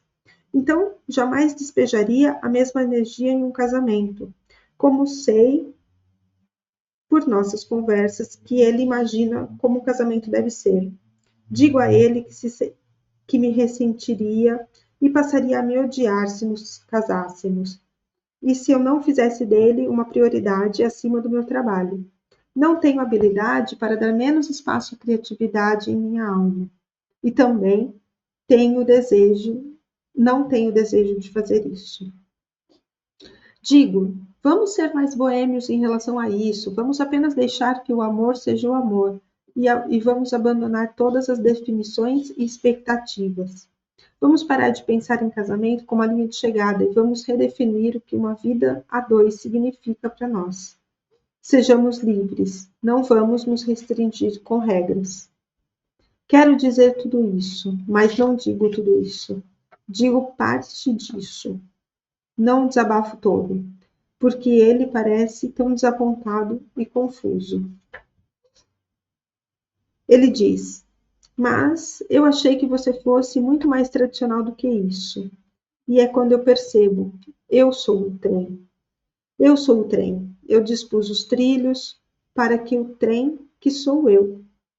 Sou a história chacoalhando por aqueles trilhos e se perdendo de vista. Sou a falsidade. Eu me inventei. Dispus aqueles trilhos e construí aqueles sets de filmagem. E me filmei e apitei direto para dentro da estação. E nossa, aquele trem foi uma boa viagem. Dou uma boa história. Eu me criei de acordo com o que estava procurando. E essa criação tem pouco em comum com a pessoa que vejo todo dia diante do espelho. Estou velha e gosto de mentir.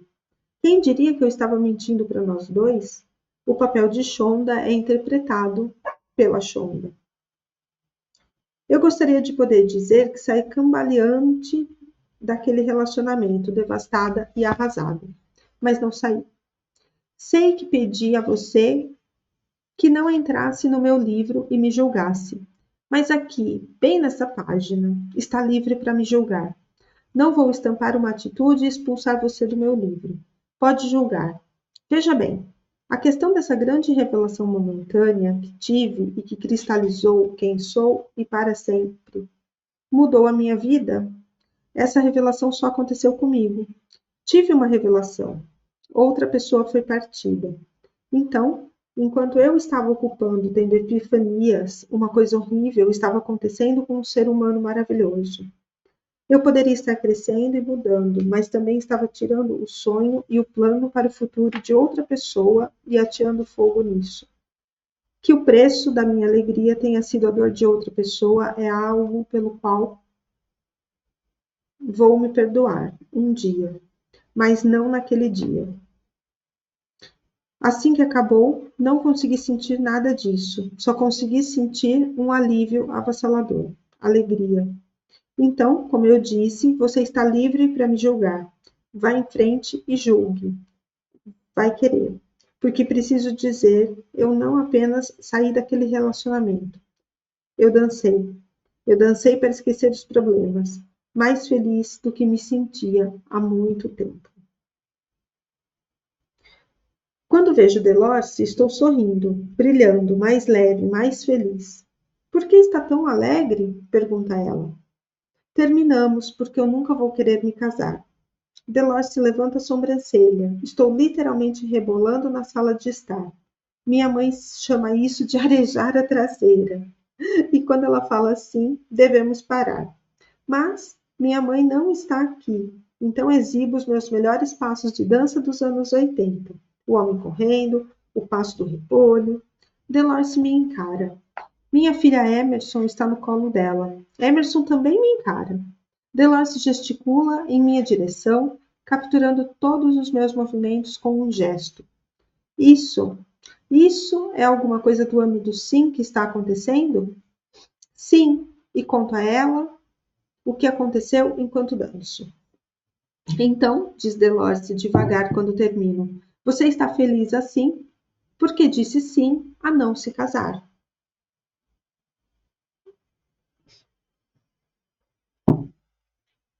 Paro de arejar minha traseira. Sento, fico quieta um momento.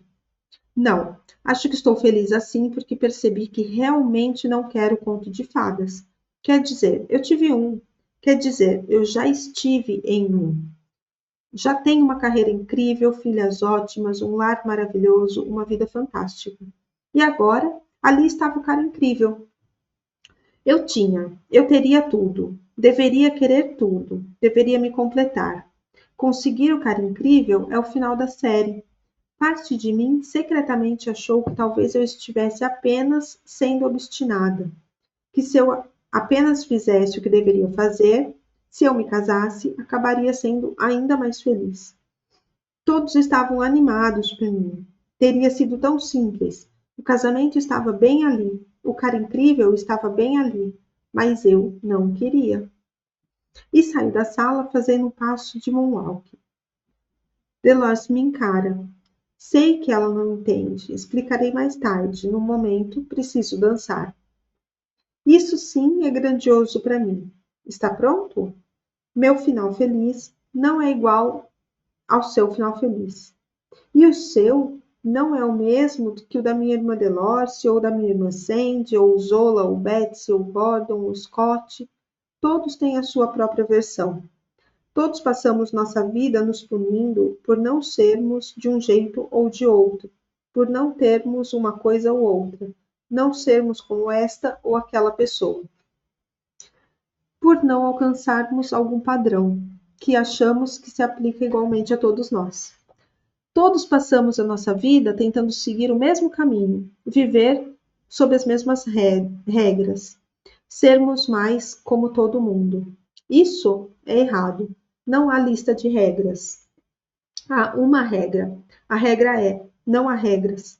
A felicidade vem de viver conforme você precisa, conforme você quer, conforme a sua voz interior diz. A felicidade vem de ser quem você é de verdade, em vez de quem acha que deveria ser. Ser tradicional não é mais tradicional. É engraçado ainda pensarmos dessa forma. Normalizem suas vidas, pessoal. Não quer um bebê? Não tenha. Não quer se casar? Não case. Quer viver sozinha? Aproveite. Quer amar alguém? Ame. Não peça desculpas. Não explique. Jamais se sinta inferior. Quando você sente a necessidade de pedir desculpas ou explicar quem é, significa que a voz em sua cabeça está contando uma história errada. Comece do zero e reescreva. Nada de conto de fadas. Seja um narrador e siga para um final feliz, um passo depois do outro. Você vai conseguir. Bem profundo, né? E bem conectado ao momento que a gente está hoje. Hoje a gente consegue ter um pouco mais essa flexibilidade, hoje a gente consegue ter um pouco mais dessa compreensão por parte, né, do mundo. Mas 2014 as coisas eram um pouco diferentes, então a gente vê todo esse movimento começar lá para que os frutos fossem colhidos agora, em 2025. Ou seja, 10 anos para algumas dessas ideias serem maturadas a ponto de começarem a serem normalizadas agora. Então, isso me faz pensar o que é que a gente está plantando agora que vai ser normalizado daqui a 10 anos. E também queria convidar vocês a refletir sobre isso no seu contexto, na sua vida, dentro das suas crenças, dentro do que você acredita que seja o melhor para você e para os seus. E agora a gente vai para o último capítulo, que é o capítulo 15. Sim, a beleza. Estou de pé sobre uma caixa de maçãs. A caixa firme de madeira, usada tradicionalmente para conter frutas, serve como plataforma, me deixando alto o suficiente para que a luz atinja meu rosto no ângulo certo. A luz atingir meu rosto no ângulo certo, me disseram, é muito importante. Essa não é a minha especialidade. Então, quando o assistente de câmera aponta a caixa de maçãs, subo nela de maneira obediente. Fico de pé na caixa de maçãs e não me mexo. Espero. Alguém me dirá o que fazer a seguir, certo? Atrás de mim está um pedaço grande de tecido escuro, um fundo simples e elegante.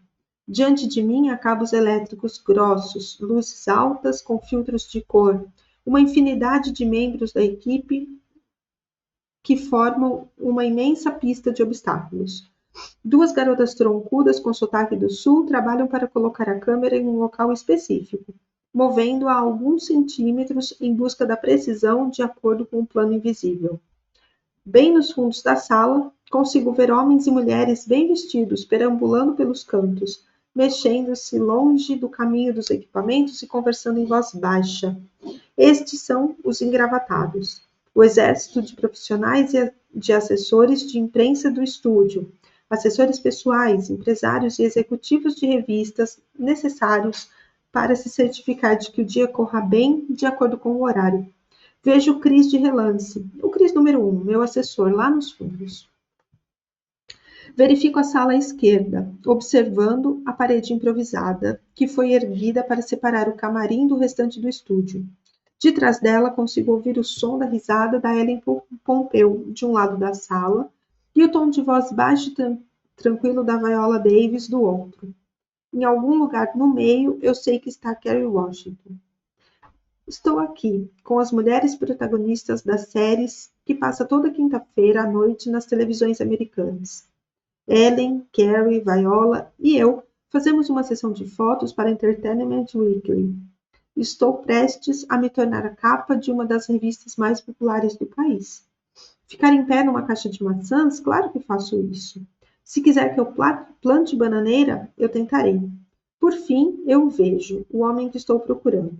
O fotógrafo, James White. Ele está reunido em um canto com a equipe. Então me encaro cochichando. Estão me encarando, cochichando. As cabeças estão inclinadas para o lado, me examinando, dissecando o que vem. Levanto a cabeça o máximo que posso, esperando me tornar a vista deles mais agradável. Encolho a barriga o máximo possível, procuro deixar transparecer uma expressão que parece uma versão de confiança e bravura. Tento parecer uma supermodelo. Isso não vai acontecer. Balanço a cabeça, achando graça, sem nem sequer ter tentado. Mas por uma fração de segundo, sinto como se quisesse correr. Chego a cogitar isso. Talvez eu corra. Talvez simplesmente me vire e saia correndo. Sim, posso escrever um capítulo sobre isso. Sim, a correr. A ideia me faz rir com escárnio. O riso faz Cat franzir a testa para mim. Pare. Cat é uma maquiadora genial e, no momento, ela tenta se certificar de que os meus olhos estejam perfeitos. Então, quando ela diz pare, está sendo mandona por um bom motivo. Está dizendo, na verdade, se você rir, você estremece. Se você estremecer, alguma coisa longa e pontiaguda que estou segurando na direção do seu olho vai perfurar a sua órbita e você jamais vai rir outra vez. Sei disso porque estamos em uma parceria há muito tempo. Anos. Temos um sistema. Suspiro para Cat, nostálgica, espantada. Dá para acreditar? Estou me referindo a isso. Onde estamos? O que estamos fazendo? A capa da revista. Quer dizer, 1 ano antes isso pareceria um absurdo. Agora parece divertido. Cat sorri para mim. Cat e minha cabeleireira Verlin presenciaram essa jornada de camarote. Durante os primeiros dias mais turbulentos do desafio, elas me animaram e me lembraram que o ano do sim era uma boa ideia. Elas me viram exposta, me viram crua. Conhecem todas as rugas, os cabelos grisalhos e as imperfeições. Antes de cada entrevista, aparição pública ou sessão de fotos, meus olhos encontram os delas e esperam pelo leve aceno de cabeça, que significa que estou bem, que é seguro ir em frente. Junto com minha estilista Dana, elas são a minha equipe glamurosa da lista por quem eu morreria. Cat sorri para mim reluzente, calorosa. Depois da semana que teve, diz ela, sim, dá para acreditar. Foi uma semana incomum em um ano incomum. Uma semana em que nossas paisagens encontraram seus lugares nas paredes do meu cérebro. Na última segunda-feira, fiquei em pé em uma cabine de gravação e pude ser uma estátua, literalmente. A Prefeitura de Chicago pediu que vários autores escrevessem histórias que seriam gravadas em arquivos de áudio, acessíveis digitalmente a qualquer pessoa com um smartphone. A obra de arte a qual fui designada foi a estátua A Lua, o Sol, a Lua e uma Estrela, de Miró. Uma estrutura esquisita de quase 12 metros em formato de sino, com um garfo no lugar da cabeça, que fica na Brunswick Plaza. Assim que foi instalada, foi declarada horrível e debocharam dela. Mas, desde então, passou a ser amada e hoje é conhecida pelo apelido carinhoso de Miss Chicago. Escrevi um monólogo que deu a Miss Chicago uma personalidade tímida e um pouco atraente, que, aos poucos, ganha força e alma. Fiquei naquela cabine a gravar um monólogo para o público. Estava lá para me tornar a voz da Miss Chicago. Aquele momento está gravado para sempre no tempo, em um pequeno, mas poderoso retrato na minha parede. Enquanto eu estava de pé ali, sozinha, diante do microfone, falando as palavras que tinha escrito para a estátua, precisei parar para me acalmar. Fiquei inesperadamente comovida ao dizer em voz alta, ao tomar posse de algumas das falas. Tá gravando, né? Sou diferente, sou original, e como todo mundo, estou aqui para ocupar um espaço no universo. Fico com orgulho. Na terça-feira, uma nova pintura foi pendurada na parede da minha mente. Eu me vi uma vez mais no Beverly Hilton Hotel, no TCA. A emissora ABC estava fazendo a apresentação para os críticos com o painel de programas da sexta-feira à noite. Viola, Carrie, Ellen e os demais produtores e eu fizemos selfies bobas logo antes de subirmos ao palco. Usei um vestido verde vibrante de Oscar de la Renta e me sentei bem no centro. Não sei quanto tempo o painel durou. Nunca tenho certeza do tempo dessas coisas. Mas posso dizer que estava tagarela. Posso dizer que pareceu mais com a minha sala de estar do que com um paredão de fuzilamento. Alguém perguntou quem me interpretaria no filme da minha vida. Uma pergunta que ainda me arranca gargalhadas de pavor. No coquetel que aconteceu na mesma noite, jornalistas e mais jornalistas se aproximaram de mim para me fazer perguntas sobre as séries, aproximando-se para dizer coisas como: sabe, essa é a primeira vez que eu vejo você sorrir lá em cima. Ah, se eu soubesse seu segredo, você parece diferente. Primeira, única, diferente. Sim, sou eu. Na última sexta-feira, subi a costa da Califórnia até The Promised Land, a Terra Prometida, que é o nome da casa da Oprah. Como você nunca soube disso? É como não saber que a Casa Branca se chama Casa Branca. Fui convidada para a Terra Prometida para filmar um episódio do programa Super Soul Sunday, da emissora da Oprah. Eu me sentei com a Oprah para uma entrevista e sobrevivi a ela. Fiz mais do que sobreviver. Se me ligar e perguntar: Ei, Shonda, como foi a entrevista com a Oprah?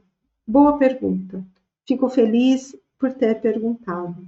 Sente um pouco que eu vou te contar tudo, porque dessa vez consigo me lembrar de cada detalhe. Lembra que lá no começo ela foi para uma entrevista e ela não lembrava de nada? Ela dizia que tudo era um branco, era um clarão. Agora, olha como mudar de atitude interna teve tantos reflexos na vida dela, a ponto dela ficar confortável agora diante da mesma entrevistadora que ela teve um branco da outra vez. Olha que movimento importante do ponto de vista de empoderamento mais pessoal, né? Dela com ela mesma, independente de todo o sucesso que ela já fazia. Lembro da experiência. Eu estava mentalmente presente. Minha alma não preparou meu corpo para uma morte inevitável. Estava relaxada, confortável, não havia nervosismo. A entrevista foi simplesmente divertida. Você me ouviu. Eu apenas me diverti muito, muito mesmo, fazendo aquela entrevista.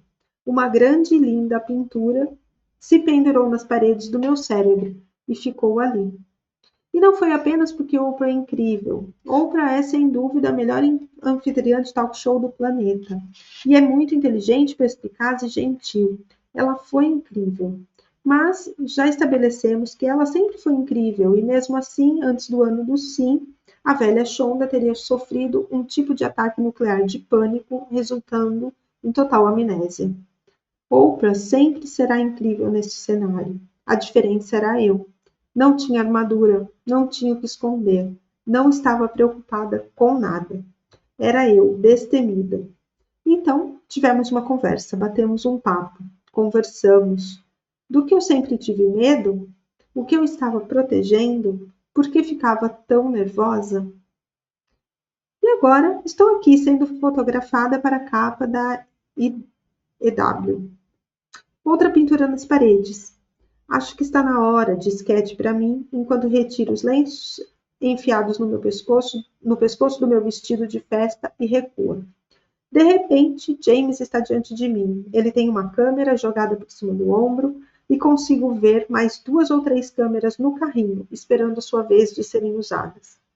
James tem um rosto amigável e sincero. Gosto dele na hora. James estende o braço, pega minha mão e me olha. Deixo o corpo relaxar. Deixo que meus olhos se concentrem nos dele. Aprendi o suficiente para ser fotografada, para saber que preciso estar aqui, nesta sala com James nesse momento, e em nenhum outro lugar. Está pronta? Pergunta ele. Respiro fundo. Se estou pronta? Estou. Respiro fundo de novo e olho para James. Sim, digo, estou pronta. James sorri, aperta minha mão e aperta os olhos de modo reconfortante. Então vamos em frente, diz ele e sai para pegar outra câmera. Dias antes, tentei explicar a Delorce a grandeza do que tinha feito por mim naquela manhã de ação de graças há 1 ano e meio. Tentei agradecer. Tentei dizer que ela mudou a minha vida, que ela salvou a minha vida. Enquanto falava, Delorce me encarava com a cabeça inclinada. Esperava com educação, mas inclinava o rosto o quanto achava que aquilo soava ridículo. Shonda, diz ela, quando enfim parei de falar. Não fiz nada, você que fez todo o trabalho. Foi como, então, Delorce parou.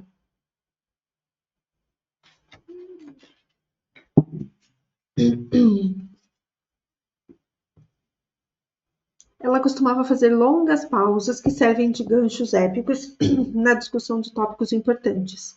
Ela foi até a minha geladeira, vasculhou, até encontrar uma pera.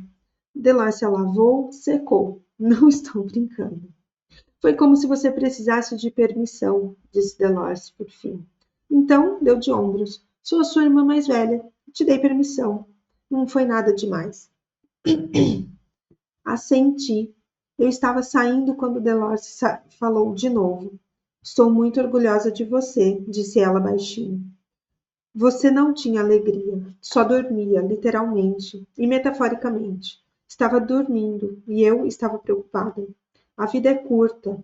A sua parecia muito, muito curta. E agora se transformou por completo. E está viva, está vivendo. E algumas pessoas jamais fazem isso. Então, ela colocou a bolsa no ombro e saiu da minha cozinha. Essa é a minha irmã. A única coisa que aprendi é que eu não sei nada. Se alguém me dissesse naquela manhã daquele dia de ação de graças de 2013 que eu seria uma mulher completamente diferente hoje, eu teria rido na cara daquela pessoa. No entanto, aqui estou, com 157 quilos a menos.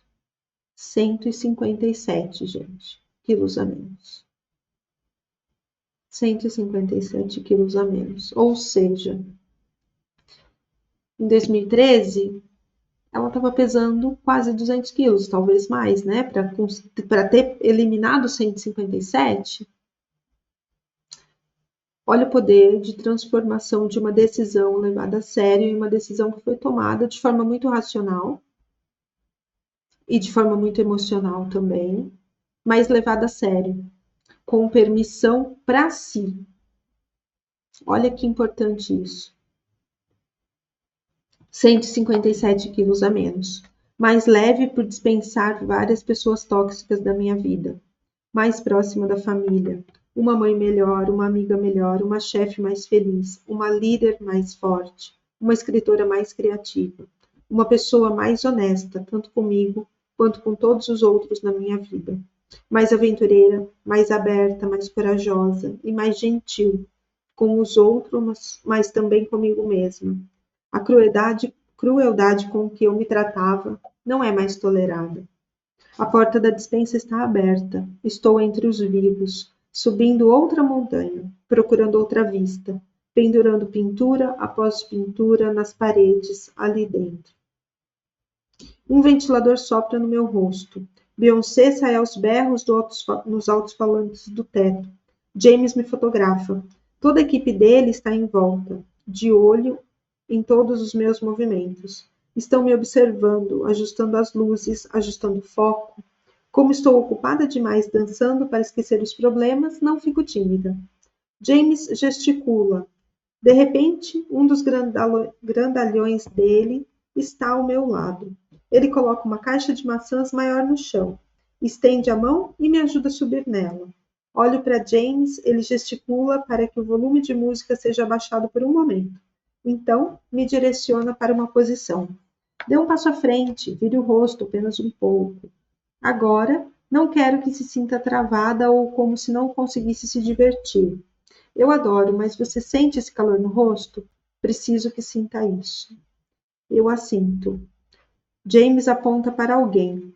Beyoncé retorna e ele fotografa tomada após tomada. E estou dançando.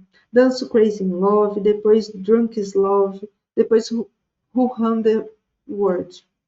Conforme faço isso, conforme danço, olho todos de cima, do meu lugar no pequeno monte de caixas de maçã. Cat está lá fora dançando comigo e todos sorrindo, e a sala não passa de uma onda de energia. Ergo e passo a mão nos meus cabelos e viro o rosto para o calor da luz. Estou sobre a minha montanha, de pé, sob o meu sol, penso. James se aproxima, fotografando meu rosto de perto, no momento em que caio na gargalhada por conta desse pensamento. E James e os caras ao redor também riem. A câmera nunca para de captar imagens. A rainha Beyoncé não para de cantar.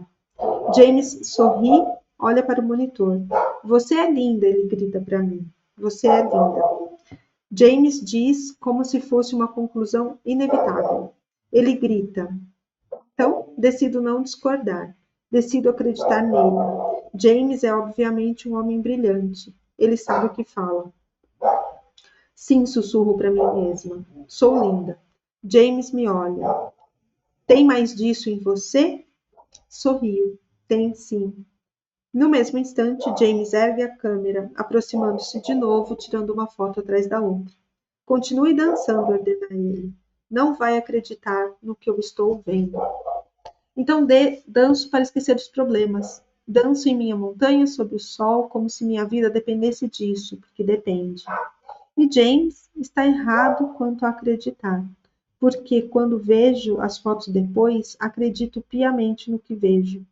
A mulher que vejo pode ser nova, mas eu a conheço bem. Gosto dela. Gosto de quem é. Gosto de quem está se tornando. Eu a amo. Encaro aquelas fotos. Sei agora que meu ano do sim sempre foi a respeito de amor. É apenas amor. Só isso. Aquela garotinha com os vegetais enlatados abre a porta daquela despensa apenas o bastante para olhar pela fresta de luz da porta. Ela também vê essa linda mulher banhada em luz, usando um vestido vermelho com um sorriso largo no rosto. Ela aprova. Ela ama essa mulher também.